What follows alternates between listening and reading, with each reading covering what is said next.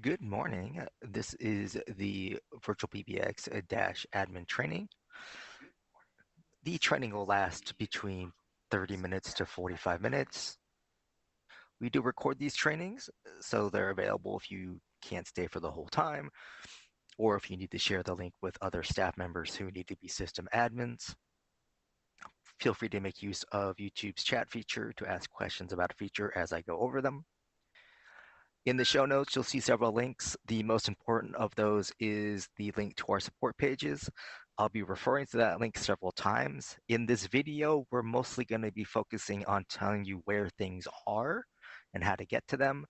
But for many of the features, I'm going to refer to the show notes and that support page link so you can do a search for that particular feature to get the step-by-step instructions for the particular feature in question. With that, let's go ahead and get started. Here you see our dash login page, which is at dash.virtualpbx.com. I do recommend bookmarking that page. And to get logged in, we need three pieces of information. The first is your username. That's your email address. It should be in all lowercase letters. Your password, which is case sensitive. And then your account name, typically your organization name.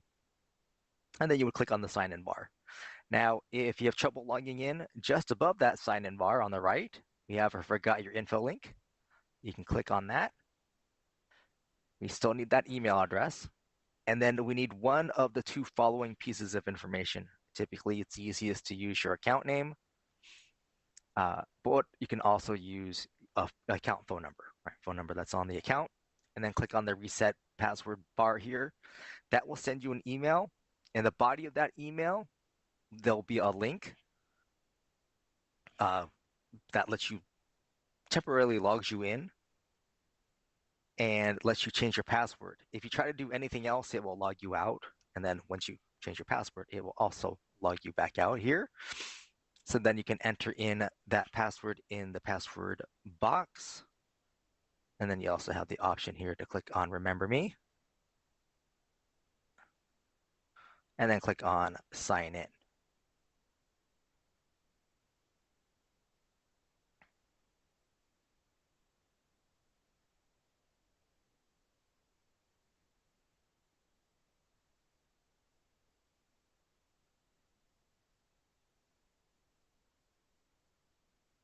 And so here we have our dashboard page.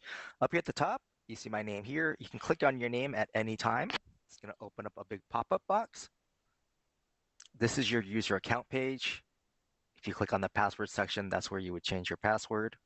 As a system admin over here on the left, I have access to the account level settings. So you can change things like the account time zone and language. For the time zone, so like Pacific time, we use Los Angeles, Eastern time, New York, Central time, Chicago, and Mountain time, Denver. Typically what we recommend. Also, as system admins, you have access to the add-ons over here on the left. This lets you add additional features to your Dash account. These will also incur an increased charge to your account. There'll be a pop-up letting you know what that amount is, so you can confirm that you still want that feature or cancel out if you don't. Among the features, you have virtual text forward, auto attendance, which allows for multiple auto attendance, advanced call reporting, and dynamic caller ID. You have also access to your billing portal. This link here takes you to the actual billing portal. This is going to ask you for your email address, which should be the account that we send the invoices to, and give you a PIN number to log in. That's where you would go to see your previous invoices or update your payment method. Any system admin can click on Cancel Account over here on the left and click on the Cancel Account button over here on the right, fill out the resulting forms. This will cancel your account at the end of the current billing cycle. You'll get a final invoice at that time, and then the account will be closed. I'm going to click on this close button here at the top right. To the right of my name, I have the D&D toggle for Do Not Disturb. Right now, mine is active, meaning calls to my user are going straight to voicemail. If I click on it again, it will be mostly black, which means I'm accepting calls. The little phone icon here, this will open up a new tab and take me to webphone.virtualpbx.net. If you have a web phone device on your user, you can log into that page using your dash login information, and this will allow you to use Chrome, Firefox, or Safari to make and receive calls directly from your browser. This does count as a VoIP phone. The little chat bubble here, this opens up a new tab, takes you to virtualtext.app. This page has its own separate login information, and that's where you would go to make use of the virtual text feature. Little question mark icon. This opens up a little window at the bottom right of your browser and allows you to chat with our support team. The hamburger icon here, the three horizontal lines, this is the menu icon. This lets you get to other dash features, which we'll be covering briefly. And then the little arrow to the right icon is the logout button. I'm going to skip down here in the center where it says total users. I have 5. That means I have 5 people who make and receive calls on my account. Generally speaking, our plans are based on a per user basis. So the more users you have, the higher your bill. Then we have total devices, and I have 14. There's a breakdown. The main 3 to keep aware of are these 3 here, the soft phone, the web phone, and the SIP phone. All 3 of these are VoIP phone types. So this could increase your bill. Depends on how many devices you have and how many users. Then I have, unregistered devices. This means if I have anything here, that means I've turned off the device on my dashboard. Further down, I have my total numbers. So I have 12 phone numbers on this account. The number of phone numbers you have or included in your account depend on your plan, typically the number of users. If you just signed up with us, check with the pricing page. It will have that information there. Otherwise, reach out to our account services team to find out what you're allocated. Here, I've got a breakdown of assigned numbers and spare numbers. Assigned numbers, I'm using it. Someone can dial it, a number, and speak to someone or leave a voicemail, send a fax, or join a conference. Spare number counts as towards your allotment, but you're not using it right now for whatever reasons. I have here next is a USD ID and US toll-free. USD ID is just a US local phone number. US toll-free 800 number, 888 all the way down through 833. Conference bridges, I have 2. That means I've enabled the conference feature on 2 of my users, so they host or moderate a conference. Over here to the top right is my main number block. These 3 main numbers all behave the same way. They're going to the same part of my system. They are all playing the same ingredient. Next up is my conference number. This number is the number everyone dials to join a conference, including my staff. You can have multiple conference room numbers if you wish. The fax box number, this is your inbound fax number. This also allows you to edit the fax box for permissions for outbound faxing, which we'll cover later. The company directory, there's 2 links here. First is CSV, that just downloads a CSV file that you use or you open with your favorite spreadsheet program. It will show your staff members' names, email addresses, their extension numbers, and their devices.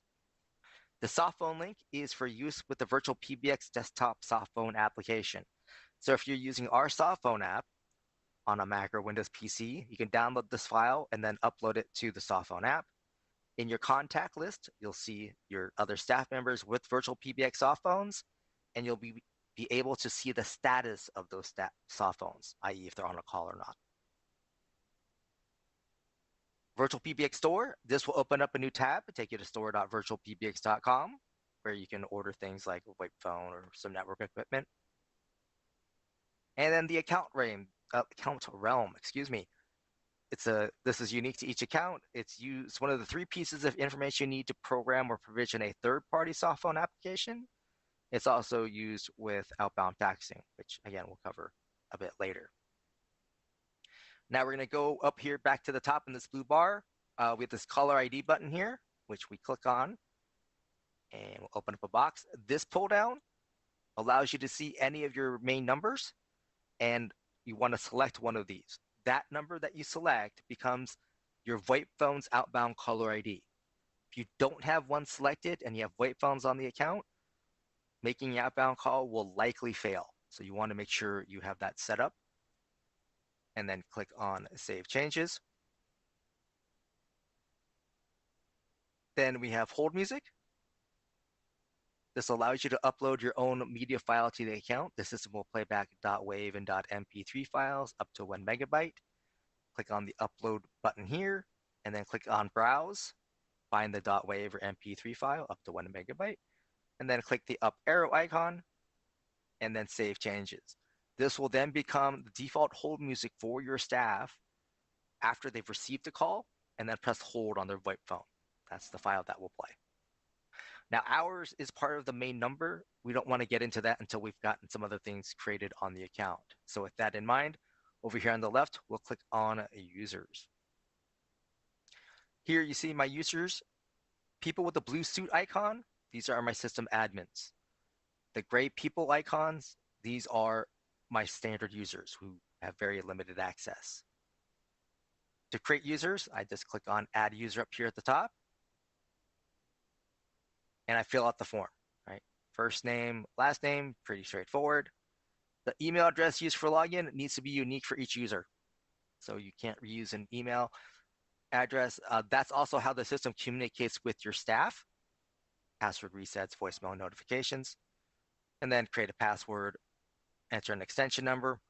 The system will automatically create a voicemail box for this user. Here's your option to include them in the user directory. You can change that at any time. If you want those emails to go to a different address, you would click on the box here and then add that different email address in the box provided. This is also something you can change at any time. And then here's your option to send credentials to the user, which will happen after you press one of the buttons here at the bottom.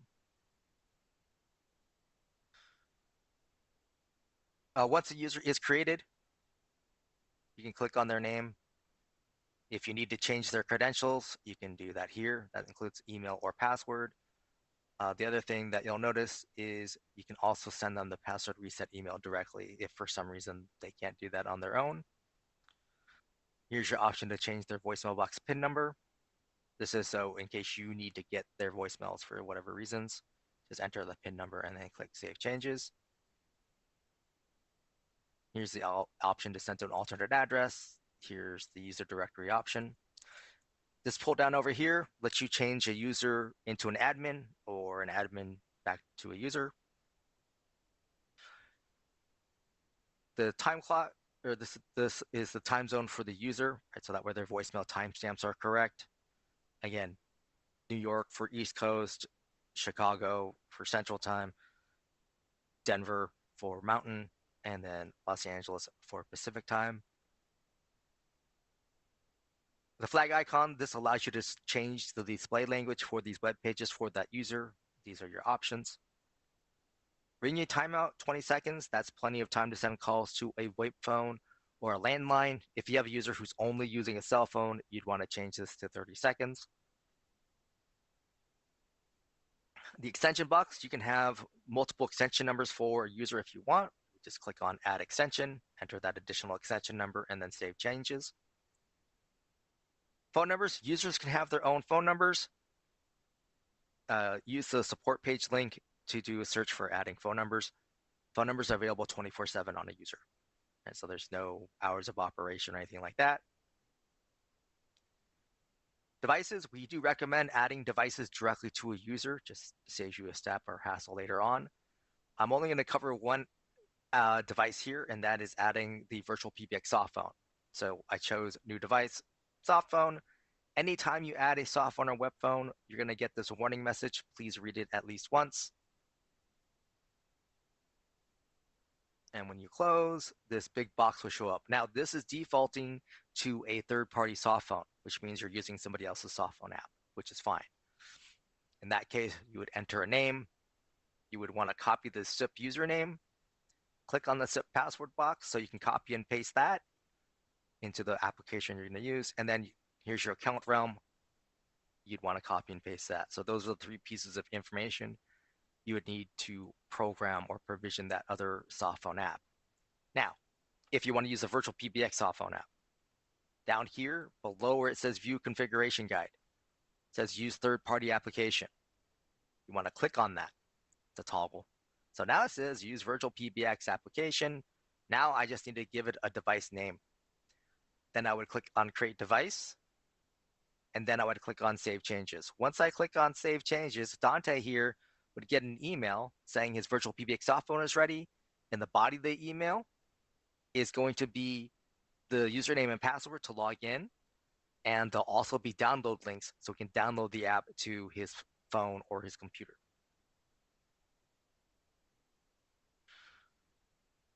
For other devices, use the show notes, either the support page link. You can also look at the auto provisioning guide if you're looking at SIP phones.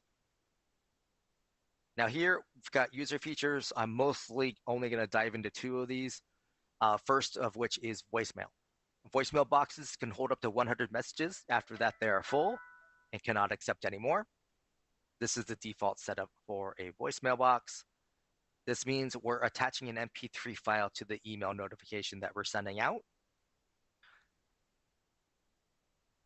The check voicemail, you can call in to your extension. So if, like from a VoIP phone, the user can just dial *98, logs them directly into the voicemail box. They can check their messages, delete them, etc. Also, through the web page, you can go to your user portal, which defaults you to your web phone or your voicemail tab, so you can listen to the messages directly in your browser. You also have the option here to delete after notification. This is for people who, like if you're staff members who aren't good about managing their voicemail box, you just click on this. And what happens is after we send out that voicemail notification with the attachment, the system will automatically delete that voicemail message so their voicemail box doesn't get full. Next up is Follow Me. This is for users with multiple devices where you as an admin will determine how those devices will be run. So right now, this user has 3 devices without Follow Me enabled, which means when calls come to him, all 3 devices ring at the same time until he picks one up. Now I can click on here on Follow Me. I would click on Enable to make use of the feature. And then I have to decide what devices I'm going to have the user make use of. Right? So I uncheck the ones I want to use. This little green bar here, I can click and drag to give them ring times. Right, so now these 2 devices ring, but this cell phone here won't. Up here at the top, these are timestamps. So right now it defaults to 120 seconds. I can take that down to 60 seconds. And I also have this distribute button. If I click on that, so now it equalizes out between these 2 devices. It always rings in this order. One thing to keep in mind is if this user gets added to a group, which we'll be talking about next, calls from the group ignore the Follow Me setting. Right? So it's a way for the user to know it's a group call versus an extension call. And then any changes you make, you would click on Save Changes. All right. Caller ID number. This is for users with their own phone number. This allows you to change their outbound caller ID or their VoIP phones to the phone number that's on the user instead of the main number on the account. Fax box. This allows you to create a fax box for the user so they can receive faxes directly. Conference bridge. This allows the user to host or moderate the conference. Call forwarding. This allows for call forwarding to an outside phone number. As an admin, the only thing you would need to set up would be failover mode, which would be if their VoIP phone goes offline, you can have it already pre-designated to go to a phone number that you choose. Now, this user already has a cell phone number as part of his device mix, and right, I left Follow Me disabled. So he doesn't need forwarding enabled because it's already built into his devices. But if he didn't have that cell phone, then I would want to make use of failover mode and put his cell phone number there, for example. Customized call recording. This allows you to record the inbound and outbound calls for the user. Music on hold. This allows me to have a customized hold music file for this user, different from the one that we set up on the dashboard. Do not disturb. As an admin, I can turn off or on the do not disturb on a user for whatever purposes. Hot desking is a VoIP phone feature designed for a hybrid scheduling or shared office environment, i.e. for people who don't have an assigned desk and phone that they sit at every day. This allows the user to log into the phone that they're sitting at, and then phones for that, their calls for that user will then go to the phone that they're sitting. So for each of those, please use that support page link to get descriptions on how to fully set them up. All right, next up is groups, referred to as user ring groups or hunt groups. Right? Just a group of people answering similar calls. Up here at the top, you click on Add Group. You need to give it a name. You need to give it an extension number. After that, you click and drag your staff members from the left side to the right and click on Create Group. Once a group's created, you can click on their name and change the name. And then the main thing is here, this group call attempts, little arrows here to the right. This is how many times the system will offer an inbound call to the members of the group. And then click on Save Changes or Delete if you don't need the group anymore. Members box, this shows who's assigned to the group and how calls are being offered to them. This is an example of blast ringing or ring all. So whoever answers the call first gets it. Up here at the top, I do have timestamps. It defaults to 120 seconds. You can change that to whatever you need to be. You can also click distribute.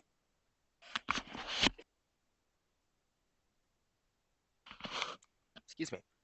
So in this case, calls to the group will always follow this order. Right? So rings to David, then Dante, then Jeanette, every time. Even if David's on a call, he is still offered a call that comes into the group for 40 seconds before it goes to Dante. Now, you could start this as a base and then click and drag the bars here so that the later callers don't have to wait on hold as long. You can also click and drag and change the order, right? So let's say, Dante's on a project, so you want to make sure he doesn't get as many calls. Down here, you can add more users from your account list into the group, remove some from the group, and again, save changes. Groups can have multiple extensions if you want them to. This is just what your staff is typically going to be transferring calls to, or even your customers, if they know the extension, can enter it from your virtual receptionist, which we'll be getting to shortly. Groups can have their own phone number. Just like on users, it's available 24/7. Does not have hours of operation. Group features. Bring back, this is essentially hold music for the group. You would click up here to enable, upload a .wav or .mp3 file up to 1 megabyte.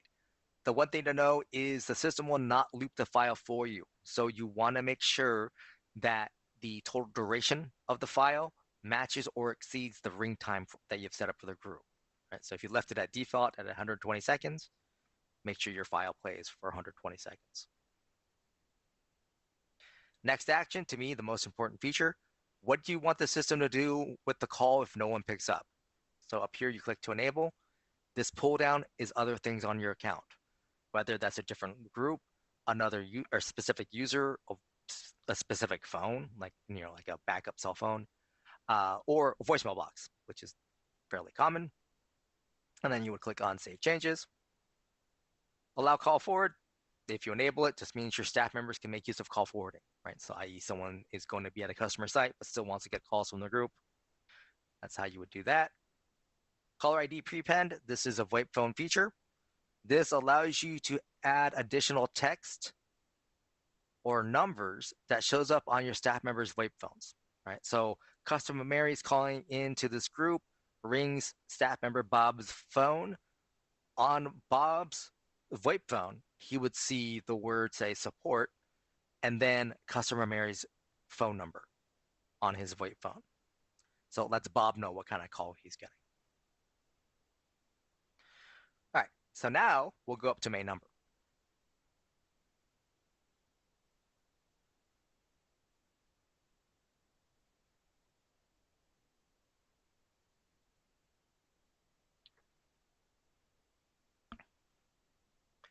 So up here are your main company numbers. Right, so these are your general numbers that customers call. You can add from spare or by new if you need to add more numbers to this area. You can unassign a number here if you no longer need it as a main number. Just so you know, unassigning a number anywhere, whether that's on a user group or here, does not remove the number from your account. It just makes it a spare number.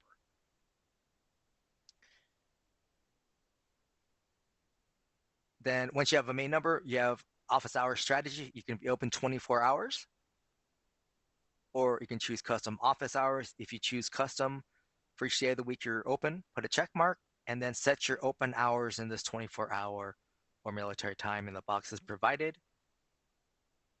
Down here, you also have the option to be closed for lunch. If you put a check mark here, then enter your lunch hours in 24-hour or military time, and then click on Save Changes. Office holidays, if you're closed for holidays, put a check mark here. And over here on the right, you would click on Add Holiday. You have the option here for single day, date range, or advanced. Each one of these creates a new box or new row, and just fill out the form, right? So you give it a name, and then for like Christmas Day, start date, or the full date, right? Month and day, save changes.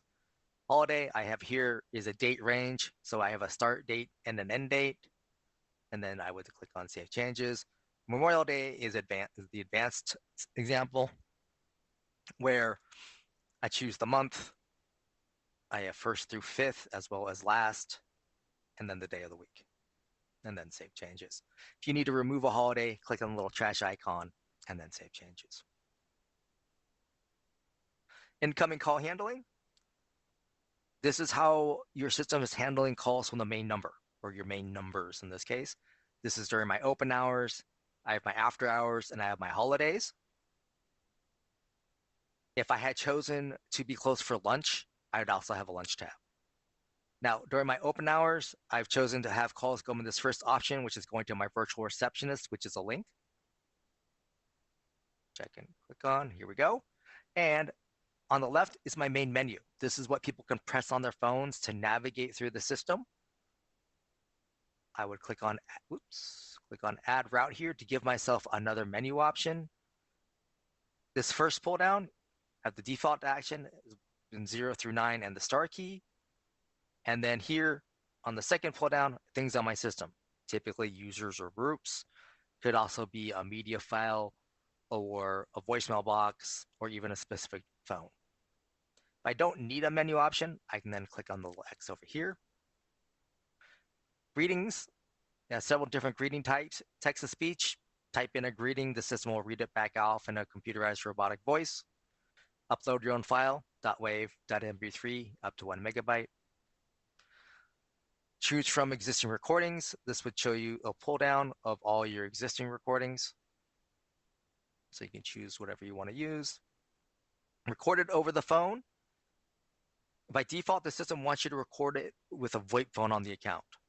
If you don't have a VoIP phone handy, then under here, under settings, where it says allow outside recording, you want to turn this on. And that will allow you to call in from a cell phone or a landline, for example. Now, this PIN number is specific to this time of day, right? So it only works on my open hours. It would not work on my holidays or my after hours. Professional recording services, there's an order button, takes you to a different company called Snap Recordings, where you can order professionally done greeting. They send you the file via email, so you just come back help here to upload your own file.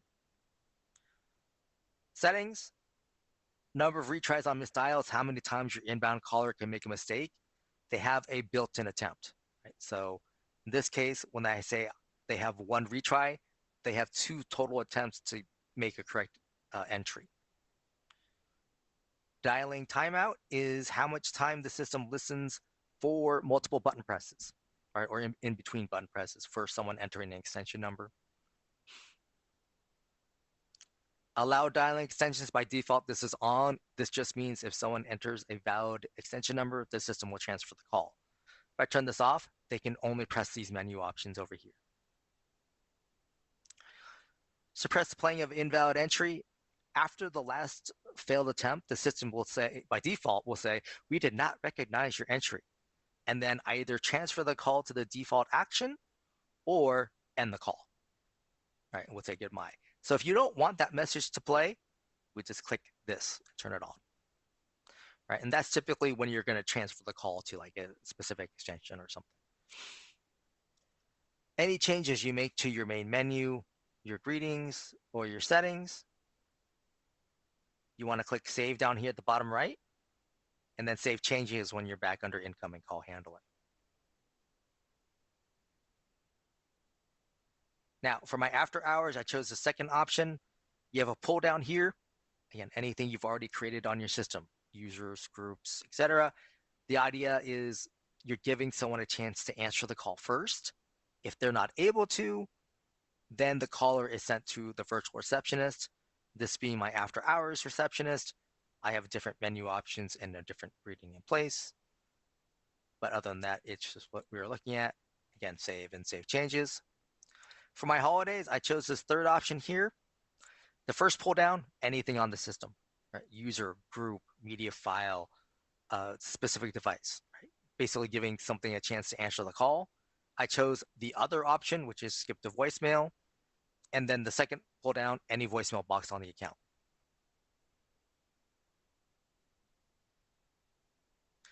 Main conference number, you can have multiple conference room numbers, right? You can add from spare by new. You also have a custom greeting here where you can type in a greeting. You just click enable and then type in what you want the system to say.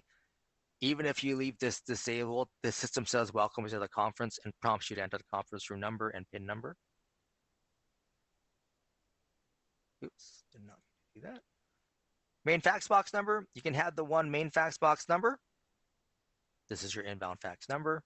And you then have an option to edit the fax box.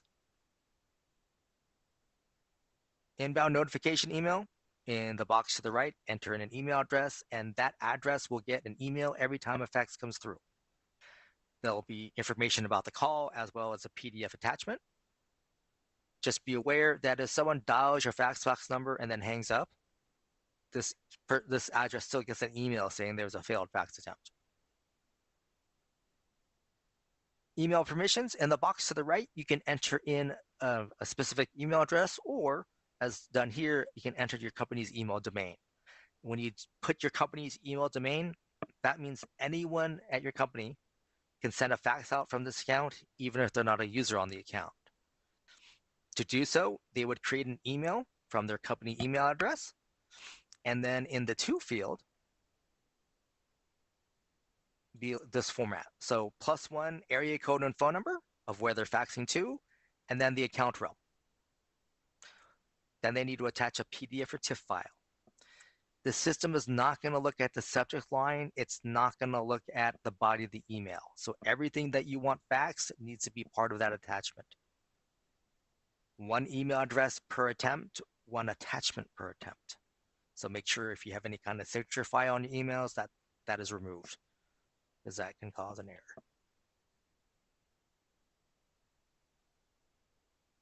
All right, auto attendance, plan specific feature or add-on. So common uses are for sub-menuing, right? Different multiple options that you want to have, deeper menus, or standalone attendance if you have separate businesses, right? They have their own phone numbers and greetings. Please use the support page link to see about setting those up. Devices shows all your devices on the account. Red means it's not registered, so we can't send calls to it. Green means we can. You can add devices up here at the top, although again, we recommend doing so on the user. You have a little wrench icon here under edit.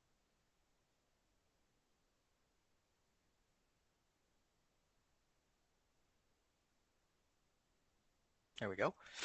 And under advanced emergency caller information, here you can select a phone number. Oh, looks like I don't have one set up here. But basically for each of your phone numbers, you can add an address to it and then assign that to VoIP phones specifically for the purposes of 911. That way, if the user has to call 911 from their VoIP phone, their address gets transmitted to emergency services. Greetings shows all your media files on the account. You have the file name. Source TTS means text to speech, right? So created under your auto attendant or virtual receptionist. Upload means you uploaded the file. Recording means it was recorded over the phone. You have the playback icons here, so you can play it back directly in your browser, so that we can verify it's still legit. Download, you can download the file. So if you have problems playing back in your browser, you can download and listen to it on your computer or device. The other thing I recommend this for is your main greeting, so that way you have a backup copy of it somewhere. Edit, you have a little wrench icon here, so you can click on the file or the wrench icon, and you can change the name to something you can recognize or get rid of it if you know you don't need it anymore. Numbers starts you off with your numbers in use, so it just lets you know where you've assigned numbers. Little gear icon here, E911, that's where you would add the address for a specific phone number.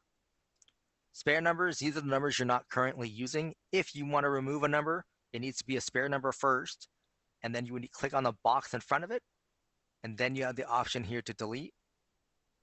Confirm the deletion, and that removes the number from your account. Port starts the port process. That means you're moving a phone number from one carrier to another, so to VirtualPBX in this case. In the show notes support page, look up porting a phone number. Voicemail boxes shows your voicemail boxes on the account. Anything that has a heading under the user field here was a voicemail box created with the user. Up here at the top, you can click on Add Voicemail Box. You would want to do this for like your groups or just like general voicemail box that isn't tied to a specific person. Give it a name, a voicemail box number, and a PIN number, and then click on Create Voicemail Box. One thing to know is that the voicemail box number is not the same as an extension number.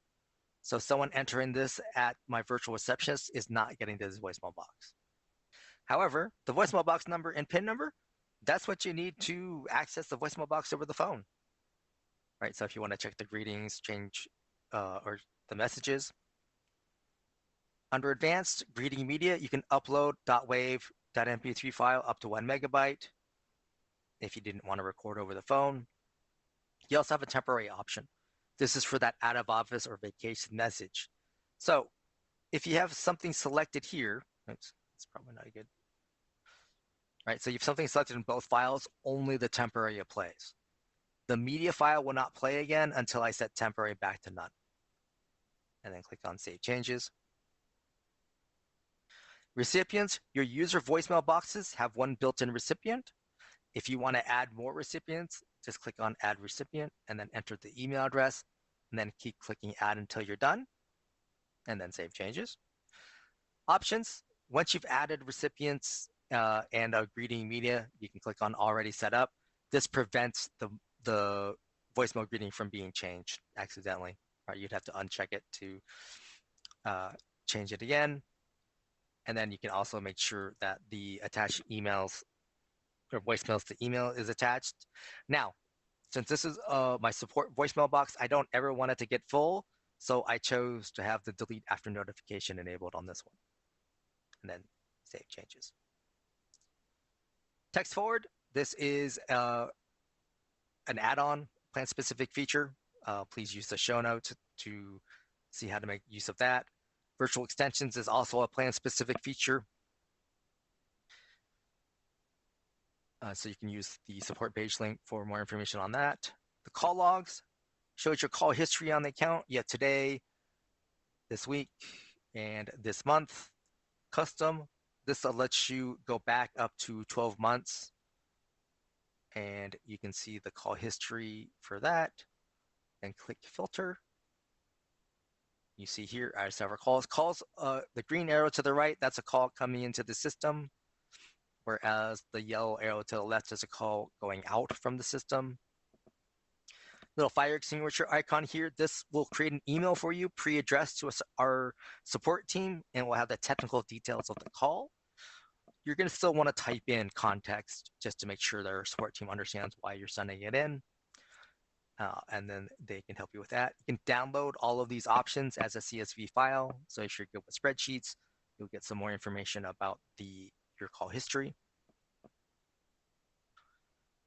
Feature codes, these are ways for your VoIP phone users to access Dash features directly from their VoIP phone. Obviously, it's a page here. It's also a page under the support page. You can also do a search for the phone commands cheat sheet on the support pages. Excuse me. Over here under the menu, call center. This is for call queues. You can look at the ACD QUEUES Pro demo link below. Dynamic call ID. This is another add-on feature. This allows you to create rules to change the outbound caller ID for your VoIP phones. Faxes. This is your fax manager, so you can see your fax history on the account. So you can get to any fax box, both inbound and outbound sides. Reports. This is the advanced reporting feature, so it's an add-on plan-specific feature. In the show notes, you can look at the advanced reporting demo. This allows you to create reports on your own. Voicemails. This allows you to get to any voicemail box on the account. Right? So if you're being told a voicemail box is full, this is where you would go, find the voicemail box, and you can manage the voicemail boxes there. Integration AWS.